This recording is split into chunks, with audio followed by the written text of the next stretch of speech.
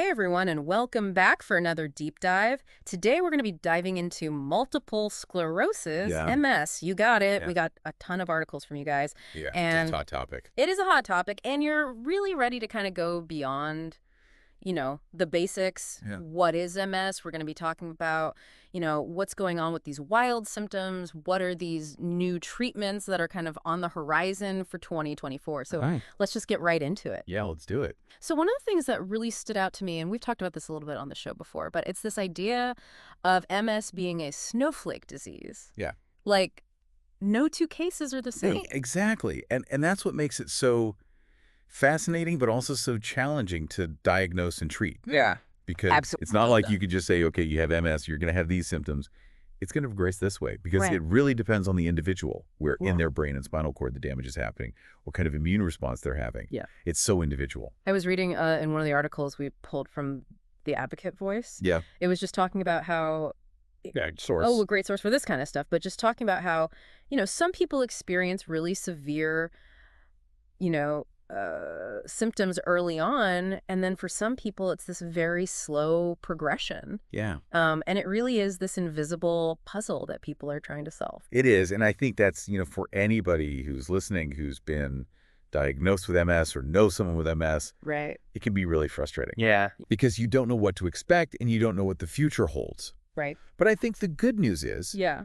that We're learning more every day. we are learning more every day, Mhm. and there are more and more treatment options and more research going on all the time. So for someone who's maybe completely unfamiliar with MS, let's just give like the, 30,000-foot view. Yeah. What are we even talking about when we say MS? So at its core, MS is a chronic autoimmune disease, Okay. which basically means that your immune system, which is supposed to be protecting you from foreign invaders, Right. is actually attacking your own body. Oh, so it's like your immune system has gone rogue. It's gone rogue. It's confused. And in the case of MS, it's attacking the myelin sheath, The myelin sheath. which is the protective covering that surrounds your nerve fibers. Yeah. Oh, so it's like the insulation around an electrical wire. Exactly. A perfect analogy. Okay, so if that insulation gets damaged, Yeah, then those signals can't get through. exactly. And that's what causes all the different symptoms that we see in MS. Because those nerves are responsible for Everything. everything. Right. From moving your arms and legs to seeing to feeling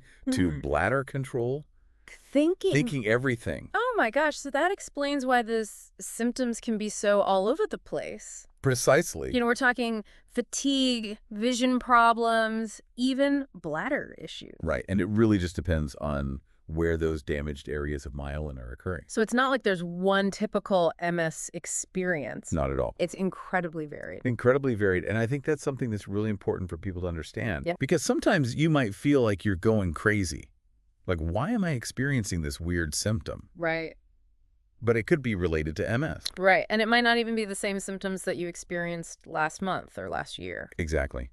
And that's what makes it so challenging to diagnose sometimes. So when we're talking about symptoms, then let's kind of dig into some of those more common ones Okay. that we saw in a lot of these articles. Sure. And I think fatigue is a big one that comes up again and again. Layer twin. And this isn't just your, I'm a little sleepy, I need an afternoon nap. No. This is like debilitating exhaustion. Right. It's like you could sleep for 12 hours and still wake up feeling like you've run a marathon. Right. Like your Oh. internal battery is just completely drained. Drained. And it's one of the most common symptoms of MS. So if you're experiencing that, definitely talk to your doctor. So then sensory issues seem to also be a big one. Absolutely.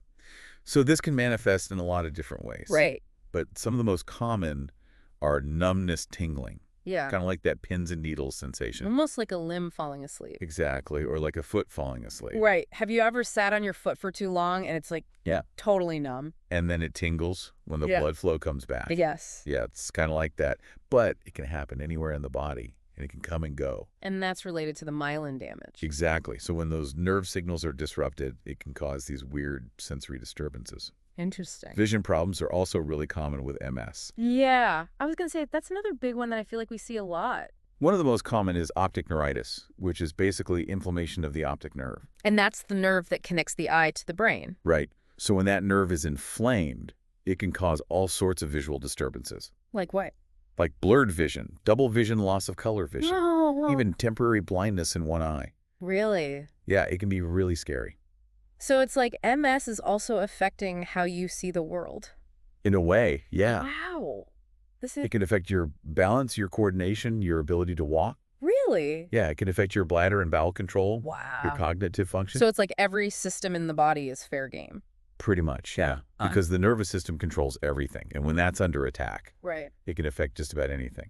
It's amazing how interconnected our bodies are. It is amazing. And it's something that I think we take for granted until something goes wrong. Right. And it's only when those signals get crossed that we realize how important they are to Exactly. our everyday life. Absolutely. Well, this is fascinating It is fascinating. and a little bit scary. It can be, but I think the more we understand about it, the less scary it becomes. Absolutely. I completely agree. And knowledge is power, right? Exactly. So the more we know about this, the better equipped we are to kind of face it head on. I completely agree. So let's take a quick break. And when we come back, we're going to talk about what causes this crazy disease. Sounds good. So we talk about all these crazy symptoms, Yeah. but like, what even causes this? Right. What's at the root of all this? Yeah. Well, the million-dollar question. The Yeah. frustrating answer is we don't know for sure. Ugh, I figured you were going to say that. But we have some pretty strong clues. Mhm. We know it's not contagious. Okay. You can't catch MS from someone else. Okay, good to know. And it's not directly inherited. Like, you don't inherit it from your parents in the same way you might inherit eye color. Okay, so it's more complicated than that. Way more complicated. So where do we even start with this then? If it's not like a simple, you get this virus or you inherit this gene, then what's going on?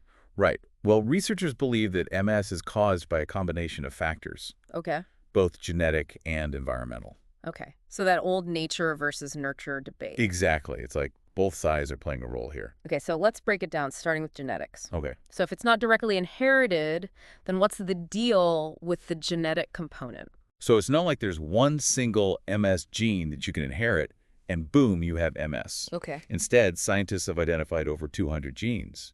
200. Yeah, a lot of genes that seem to increase a person's risk of developing MS. So it's like having certain genes might make you more susceptible, but it's not a guarantee. Exactly. It's like having a predisposition. Okay. Like you might be more likely to develop MS if you have certain genes, Yep. but it doesn't mean you definitely will. So then what tips the scales? If it's not just the genes, then what else is factoring in? That's where the environment comes in. Okay, so tell me more about these environmental factors. Well, one of the most interesting ones is geographic location. So where you live can influence your risk of getting MS? It seems that way. That's wild. Yeah, and this is something that researchers have been puzzled by for a long time. Okay, I'm intrigued. Tell me more. So studies have shown that MS is much more common in areas that are farther away from the equator. Really? So the further you get from the equator. The higher the risk. Wow, so someone living in, say, Canada Right. would be more likely to develop MS than someone living in, say, Central America. Exactly. Wow. And why is that? What is it about being farther from the equator? Well, the leading theory is that it has something to do with sunlight exposure. Sunlight exposure, so like vitamin D. You got it. Vitamin D is essential for a healthy immune system, Right. and we get most of our vitamin D from sunlight. Okay, so people who live farther from the equator, they're not getting as much sunlight. Exactly. So their vitamin D levels might be lower. And that could potentially be a contributing factor to the development of MS. Wow, so that old advice to get some sun might actually have some scientific backing. It might. That's wild. So we've got the geographic location, Yeah. the vitamin D. What other environmental factors are we talking about? So another big one is viral exposure. Okay, so like what kind of viruses? Well, there's been a lot of research on a virus called Epstein-Barr virus. Isn't that the one that causes mono? Yeah, the kissing disease. Right. Exactly. I've had mono. Yeah, most people have had it at some point. Yeah. And for most people, it's not a big deal. Right, you're kind of laid up for a while, Exactly. but you recover. But studies have shown that people who have had Epstein-Barr virus have a higher risk of developing MS later in life. Interesting. So it's like something about that virus might trigger something in the immune system. Exactly. It's like it flips a switch. Wow. And once that switch is flipped, the immune system can start attacking the myelin. Wow. So it's not like the virus itself is causing the MS, Right. but it's like it might be a trigger. Exactly. That's wild. It's like a piece of the puzzle. Right. So we've got genetics, we've got the Epstein-Barr virus. Anything else in this environmental bucket? Yeah, there are a few other things that researchers are looking into, Okay. like smoking. Smoking, that seems like it's always the answer. I know, right? Smoking is bad for everything. Seriously. But seriously, Studies have shown that smoking significantly increases the risk of developing MS. So one more reason to quit Absolutely. or never start. Exactly. Okay. So smoking is a big one. What else? Researchers are also looking into things like low vitamin D Oh, levels. right. Because that could be environmental or genetic. Exactly. It's all connected. Right. This is fascinating stuff, but it makes you realize how much we still don't know It really does. about this disease. Like a complex one, for sure. It really is, Mhm. but it seems like scientists are making progress, Oh, absolutely. which is hopeful. And there are more and more treatment options becoming available all the time, That is good news. which is really exciting. It is exciting. So speaking of treatment options, Yeah. let's talk about those because I know that's what everyone wants to know about. Like, Right. okay, you've told me about MS, you scared me with all the symptoms and the causes, Right. but now tell me what can be done about it. Let's get to the good stuff. Yes, The hope. the hope. So what's the latest and greatest in the world of MS treatment? Okay, so we've talked about the causes of MS. Right. We've talked about the symptoms. Right. We've talked about how there's no cure, Right. but there's a lot of really promising research and treatments. There is. So let's dive into that a little bit because I Yes. know that's what people really want to know about. Like, Okay. what can be done? What can be done? So in the past, it was really all about managing symptoms. Yeah. Like, okay, you have these symptoms. Let's try to make you more comfortable. Right. But now it seems like the focus is shifting more towards disease modification. Exactly. And that's a really important distinction. Yeah, tell me more about that. So in the past, the treatments were really just focused on kind of putting a Band-Aid on the symptoms. Right. But now we have these disease-modifying therapies, or DMTs, as they're called. Okay. And these DMTs, they actually work to slow down or even halt the progression of the disease. Wow. So they're not just masking the symptoms, they're actually getting at the root of the problem. Exactly. So how do they work? What are they doing in the body? So they work in different ways depending on the specific drug, Okay. but many of them target the immune system. Okay. Remember how we talked about how MS is an autoimmune disease? Yeah. So these DMTs, they basically work by calming down the immune system. Okay. So it stops attacking the myelin. So it's like telling those immune cells to stand down. Exactly. Get your weapons away. We're good here. Right. We don't need you to fight right now. That's incredible. So what are some of the DMTs that are out there? So there are a lot of different ones available Yeah. and more coming out all the time. Right. But some of the ones that you might have heard of are Cubixone, Okay. Avonex, Okay. Rebif, Tysabri. Wow. And these all work in slightly different ways, They do? but they're all kind of targeting that immune system Exactly. They all have the same goal. to protect that myelin. Exactly. Wow, this is amazing stuff. So if these treatments are so effective, Yeah. why doesn't everyone with MS just take them? That's a good question. That's what's the catch. Well, like all medications, DMTs can have side effects, Okay. and some of them can be pretty serious. So it's really about weighing the risks and benefits Exactly. with your doctor. Absolutely. And that's why it's so important for people with MS to have a good relationship with their doctor, Right. to talk about their options, Right. and to make sure that they're getting the best possible care. So we've talked about these DMTs, Yeah. which sounds super promising. They are. Are there any other kind of emerging treatments that you're excited about? Yeah, there's a lot of really cool research going on right now. Okay. One area that I'm really excited about is stem cell therapy. Oh, yeah, stem cells. Everyone's talking about stem cells. I know, right? Yeah. It's like the future of medicine. It really does feel that way. Yeah, for good reason. So how could stem cells be used to treat MS? Well, the idea is that you could use stem cells to repair the damage that's already been done to the myelin. Wow. So it's not just about stopping the immune system from attacking. Right. It's about actually reversing the damage. Exactly. That's incredible. It's still very experimental, Okay.